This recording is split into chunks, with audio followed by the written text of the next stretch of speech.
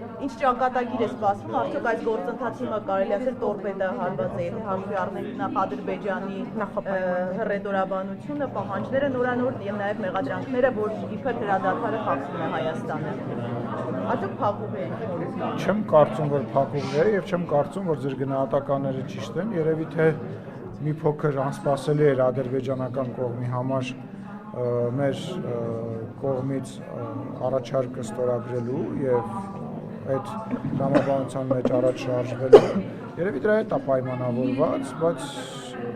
կարծում եմ, որ այդ կրակոցները, որոնք որ դուք մատնանշում եք, որ իրանց մամուլում տեղ գտած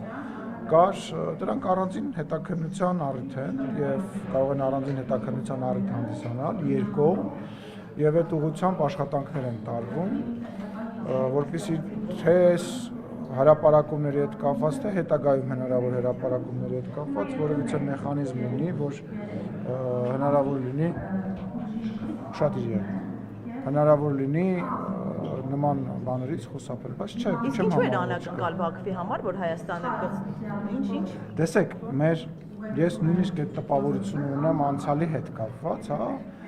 որ եղել է հայկական մարտավարությունը նենց է եղել, որ ադրբեջանական կողմի մոտ նույնիսկ տպավորություն է եղել, որ իրենք կարող են ի սկզբանե ինչ-որ բանի համաձայնվեն, իմանալով, որ հայերը մեկը չեն համաձայնվելու։ Նույնիսկ իրանց համար ոչ օգտակար, որոնց հետ իրանք համաձայն չեն, բայց իրանք իմանալով, որ մեկը հայկական կողմը չի համաձայնվելու, միջազգային այլ կառույցների, մասնակիցների մոտ այդ տպավորությունը անելու համար, տենց մարտը գործելավոճ է, դա իմ անձնական տպավորությունն է եղել եւ նպատակը այս պայմանագրի քննարկման մեջ եղել է ինչ-որ արդյունքի հասնելու, այլ ոչ թե խոսակցությունը հավերժ շարունակելու եւ ենթադրում եմ, որ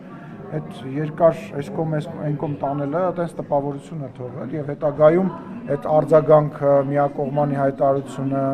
որ արդեն համաձայնեցված է պայմանագիրը, իմ մոտ այդ տպավորությունն է։